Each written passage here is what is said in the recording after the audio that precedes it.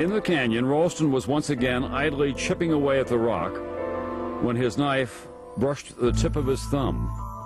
It ripped part of the skin off of my thumb, kind of like the way an old blister will rip away.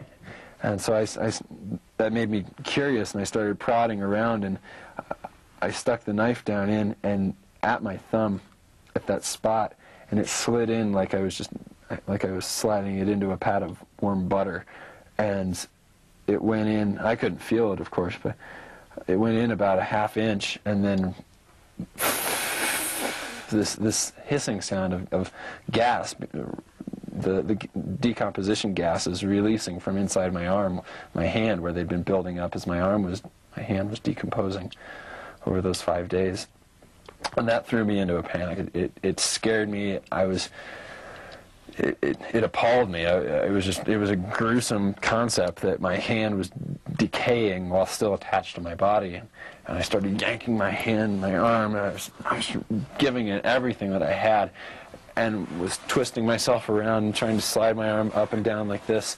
And then, in an instant, Ralston realized what he had to do to save his life. It came to me, this epiphany that I could break the bones, because my arm was caught so tightly that I could torque myself the other bone. Torque, a basic principle to a former engineer like Ralston. Remember, he had made an initial attempt to amputate his arm 2 days before, only to realize there was no way his pocket knife could slice through the bones. But if he could break them, maybe he'd have a chance. He would have to snap both of the bones in his arm to make it work. And so I slammed my body against the opposite wall. I grabbed the backside of the boulder and even got my feet up to where I was standing halfway up the wall and grabbing the backside of the rock and humping my body over it until finally that bottom bone snapped. And this pow sound went kind of echoing through the canyon. And I don't even know if I started feeling excited at that point, but I just knew the next thing that I had to do was that I had to break the other bone. And so I grabbed the bottom side of the rock and pushed and tried to sink myself down until I was pushing up to create the downward leverage on the top bone until it too made the same noise, pow, and snapped in the same spot, thankfully, right where my wrist was caught.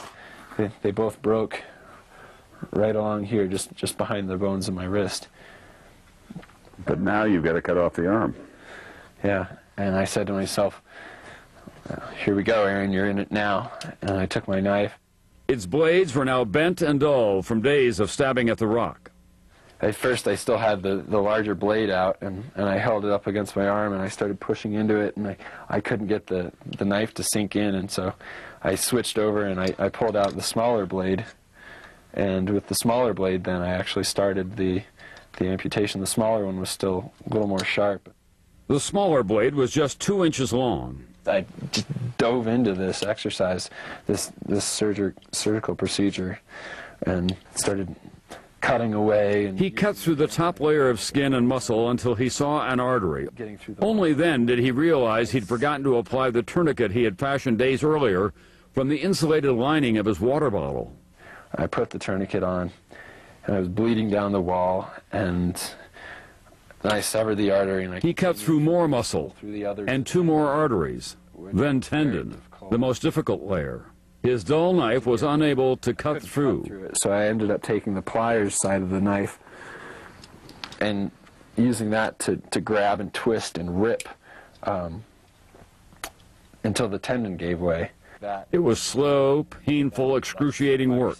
He hacked away at his arm for nearly an hour, layer by layer, until he saw what he knew would cause the most intense pain yet.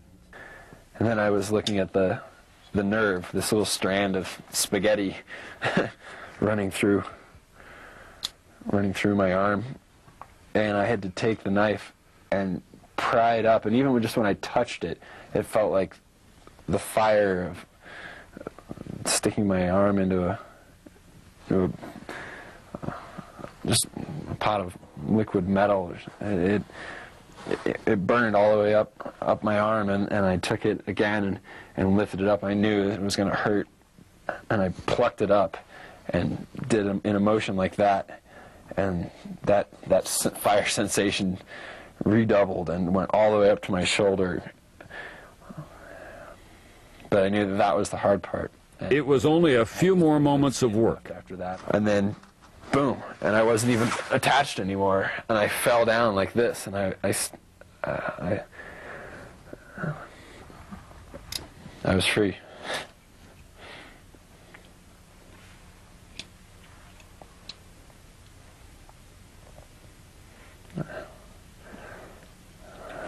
You were reborn. It was the happiest moment of my life, and it's funny to think about it being. There will never be a more powerful experience for me. It was absolutely the greatest feeling to be given the chance to get out of here. Looking down canyon, I knew I had a hell of a trip left, but at least I was not going to die right here. And the power of that was astonishing.